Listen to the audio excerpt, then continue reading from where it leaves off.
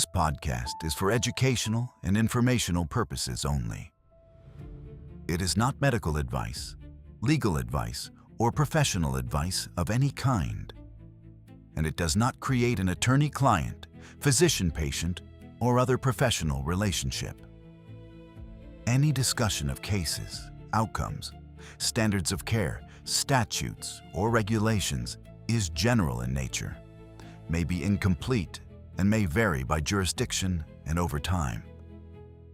Listeners should consult their own attorney, malpractice carrier, risk manager, or qualified clinician for advice on any specific matter. Any case discussions are based on public records, de-identified information, or educational reconstruction. The views expressed are those of the speakers and do not necessarily reflect the views of any employer, hospital, health system, insurer, or affiliated organization. Welcome to On the Record, a podcast from the Chartered Defense, where we analyze the anatomy of a real medical malpractice case. From the patient's initial presentation to the final legal outcome. To protect privacy, certain details have been adjusted where appropriate. Welcome to Season 2. If you followed Season 1, you know how we do this. We take a real case, we go through the medical records, the legal filings, and we break down exactly what happened, step by step, from the hospital bed to the courtroom. This season is different from Season 1 in a critical way. Season 1 was about a pressure injury, a wound that developed during a hospitalization. The question was whether the hospital could have prevented it. This season we are dealing with something that in many ways is more insidious. This is a case alleging the wrong medication being prescribed to a patient with a rare autoimmune condition, and what happened as a result. And joining us again this season is Sarah, our legal and procedural analyst, who will walk us through the litigation mechanics as the case develops. The lawsuit was filed in the state's trial-level court. At the center of this case was a young mother and wife. And according to the allegations in this lawsuit, a series of medical failures over the course of approximately 2 years led directly to her death. I want to set the tone for this season early. This is a wrongful death case. A husband lost his wife, children lost their mother, and the central medical question, the one that ties this entire lawsuit together, is whether the doctors who managed her blood thinners made a choice that the medical literature raises serious concerns about. We'll walk through the science, the allegations, and the defense perspectives as the season unfolds. Both sides have arguments to make, and that's what makes this case so important for anyone who manages anticoagulation. To understand how this patient ended up at the center of a multi-defendant medical malpractice case, we need to start at the beginning, with her medical history and the condition that put her life at risk. This patient experienced bilateral pulmonary emboli at a young age. A pulmonary embolism can be a life-threatening emergency. Bilateral pulmonary emboli, clots in both lungs simultaneously, is even more dangerous. Some patients do not survive this event. She did. So when this patient developed bilateral pulmonary emboli at her age, the immediate question for her doctors should have been, why? Why did this young woman throw clots to both lungs? Is there something in her blood that predisposed her to this? That question, the why, is the foundation of everything that follows in this case. After her initial presentation for the bilateral pulmonary embolism, the patient underwent what's called a thrombophilia workup. This is a series of blood tests designed to identify inherited or acquired conditions that increase the tendency to form dangerous blood clots. The results were significant. The patient was found to have a prothrombin gene mutation. This is an inherited genetic variant that independently increases the risk of deep vein thrombosis and pulmonary embolism. She was also found to have an MTHFR gene mutation, a common genetic variant affecting folate metabolism that has been associated with thrombosis risk. Both of those findings are important, but they're not the whole story. Having a prothrombin gene mutation means your body makes more prothrombin, a protein that's essential for blood clotting. More prothrombin means a higher baseline tendency to form clots. The MTHFR mutation can lead to elevated homocysteine levels, which is another independent risk factor for clotting. So right there, you have two inherited reasons why this patient was at elevated risk. But the most critical finding, the one that changes everything about how you manage this patient, was still to come.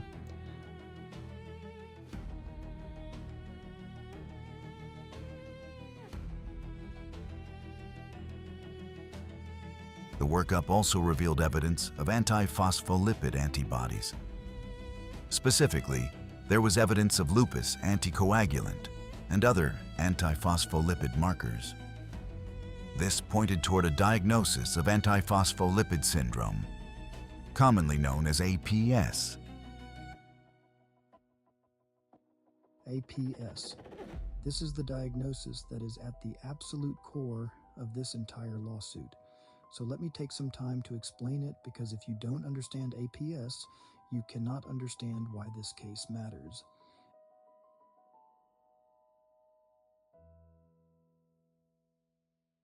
Antiphospholipid syndrome is an autoimmune condition.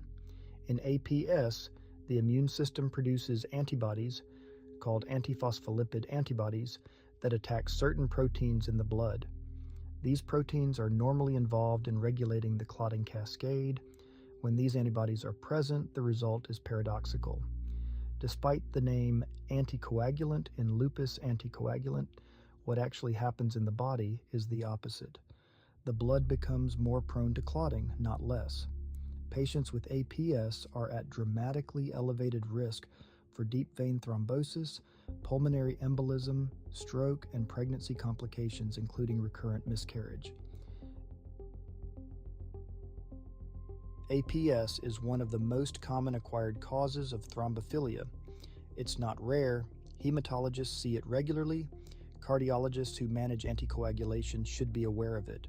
And the critical thing, the thing that makes this case a case, is that APS has very specific treatment requirements. You cannot just prescribe any blood thinner and expect it to work. To formally diagnose APS, two criteria must be met. First, there must be laboratory evidence. Positive antiphospholipid antibodies on at least 2 separate occasions, tested at least 12 weeks apart. The specific antibodies tested include lupus anticoagulant, anticardiolipin antibodies, and anti-beta-2 glycoprotein 1 antibodies. Second, there must be clinical evidence, either a documented thrombotic event, such as a DVT or PE, or specific pregnancy complications. Our patient checked both boxes. She had the clinical criterion, bilateral PE in the postpartum period, and the laboratory workup showed antiphospholipid antibodies. Now, one of the open questions in this case is exactly when the formal diagnosis of APS was confirmed versus when it was still being investigated. The formal diagnostic criteria require antibodies to be positive on 2 occasions 12 weeks apart. That takes time. Sometimes that time gap can be important.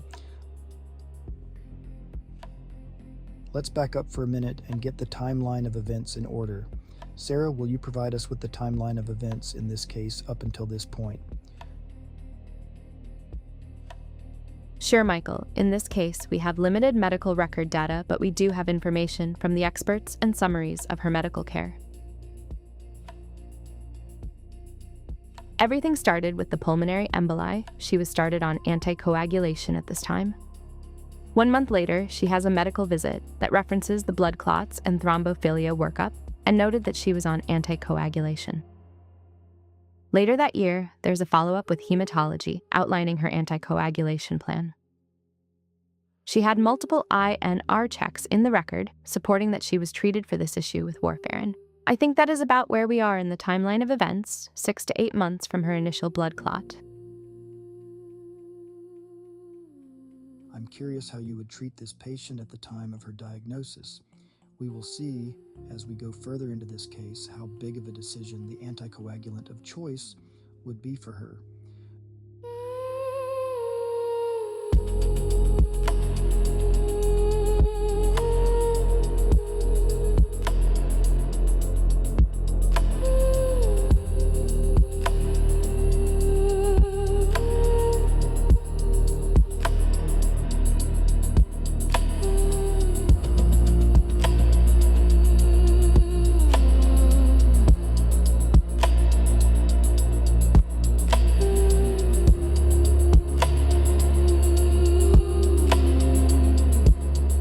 So within a few months of her initial event, the picture was becoming clear.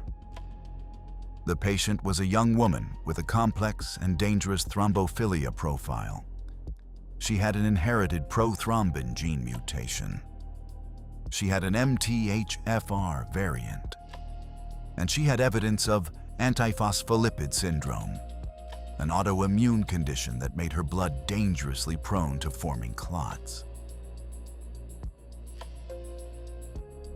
When you layer these together, inherited and acquired risk factors, you have a patient who is in the highest risk category for recurrent thromboembolism. This is a patient who needs lifelong anticoagulation, and not just any anticoagulation. She needs the right anticoagulation.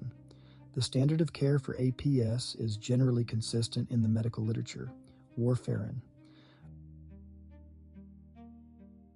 I don't think I have ever made a diagnosis of APS before. It is something we think about in specific scenarios, such as the young lady having a miscarriage or blood clots during pregnancy. We are usually just thinking about having one mutation. My review of the literature shows warfarin as the first-line therapy. I feel like when I was in training, it was a definite that you use warfarin for all triple-positive APS patients. In my research for this episode, trials and meta-analysis support the concern that there is a higher rate of recurrent thrombosis and major bleeding when DOACs are used. There was a caveat about considering them in select low-risk single and or double-positive APS patients. It was followed by the disclaimer, only after shared decision-making. So from an educational side of things, warfarin is the best choice in these patients. That has been the drug. And as we'll discuss in the next episode, there's a very specific reason why the alternative, a newer class of blood thinners called DOACs, is not just suboptimal in APS patients. It can be dangerous. Following her diagnosis, the patient was placed on anticoagulation therapy. According to the case records, there were periods when she was managed on warfarin, the correct medication for her condition. There were also periods when she was prescribed enoxaparin, Lovenox, a low molecular weight heparin that is sometimes used as a bridge during transitions in anticoagulation. By all accounts, during the periods when her anticoagulation was appropriately managed, the patient was able to live her life. She worked. She raised her children. She was, by all appearances, a young woman navigating a serious medical condition who was doing what she was supposed to do. And this is the part that makes cases like this one tough. This patient was doing her part. She was going to her appointments. She was seeing specialists. She was having blood work done. She trusted that her doctors were making the right decisions about her medication. That's what patients do. They trust us. We have to make sure we are doing our part and communicating with other physicians involved in our patients' care, and make sure we are providing our patients with the most accurate and evidence-based treatment plans so we don't contribute to a potential bad outcome such as this. We don't have the full record as to what specifically happened in this case. I'm not making any allegation of fault. I'm just using this as an opportunity to remind all of us of how important this is. The patient's care involved multiple providers across multiple healthcare systems. The records identify a hematologist involved in her diagnosis and evaluation of APS. Multiple providers, multiple systems. This is extremely common in medicine today, especially in large metropolitan areas. A patient sees a primary care doctor at one hospital system, a specialist at another, gets lab work done at a third. And the fundamental problem with that fragmented model of care is communication. Does the cardiologist know what the hematologist recommended? Does the primary care doctor know that the hematologist suspected APS? Is anyone looking at the complete picture and making sure that every provider is on the same page about the most critical aspect of this patient's care, her anticoagulation? In my experience, the answer to those questions in far too many cases is no. Nobody is looking at the whole picture. Everybody is looking at their piece, and patients like this fall through the cracks between those pieces. I would let this be a lesson about exactly what can happen when we as physicians are not on the same page with the other providers taking care of a patient. It only takes one break in the communication chain for a disaster to happen. The verified complaint in this case names multiple defendants. We will go through them in detail in a later episode. But to set the stage, the plaintiff's theory is that across these multiple providers and multiple care episodes, a pattern of negligence developed. Not a single catastrophic error by one doctor on one day, but a sustained failure by multiple physicians to properly manage the anticoagulation needs of a patient that the plaintiffs allege knew had a life-threatening clotting disorder. That's what makes this case different from Season 1. In Season 1, we were looking at a pressure injury that developed during a single hospitalization. There were questions about whether it was preventable given the patient's extreme illness. Here, the alleged negligence unfolded over months, maybe years, multiple doctors, multiple decisions, and the plaintiff's argument is that each one of those decisions departed from the standard of care. That's a harder case to prove in some ways because you have to show that each individual defendant was negligent, but in other ways, the pattern itself becomes powerful evidence. When this many providers allegedly got it wrong in the same direction, it starts to look systemic. We'll explore that pattern in the episodes to come. But for now, here is where things stood roughly a year after the initial pulmonary embolism. She was a young mother and wife. She had survived the bilateral pulmonary emboli. She had been diagnosed with, or was under strong clinical suspicion for, antiphospholipid syndrome. She had inherited thrombophilia mutations on top of that. She was under the care of multiple physicians across multiple systems. And at some point during this period, the allegations state that a critical decision was made about her anticoagulation that changed the trajectory of her life.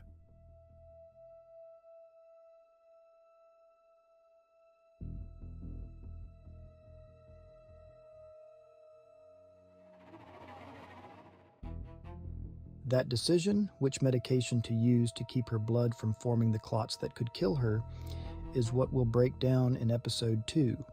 Around the same time as the events in this case, a new class of blood thinners had hit the market. They were called direct oral anticoagulants, or DOACs. Brand names like Xarelto and Eliquis, they were marketed as the next generation of blood thinners. No more weekly blood draws, no more dietary restrictions, no more careful INR monitoring. They were convenient, they were new, and for most patients they work well. But for patients with APS, the clinical trials would eventually show that switching from warfarin to a DOAC was not a convenience, it was a potential danger. A approximately 18 months after the initial pulmonary embolism, our patient was hospitalized.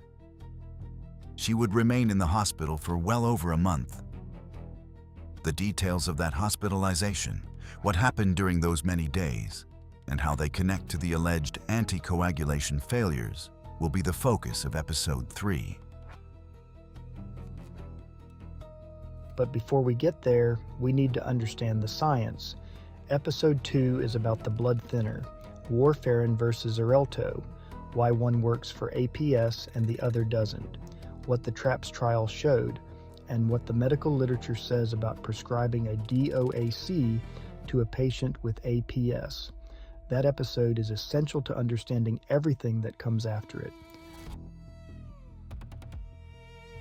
By early the following year, this patient would be gone. A young woman had died, and it was alleged to be caused by the negligence of the physicians of health system providing care.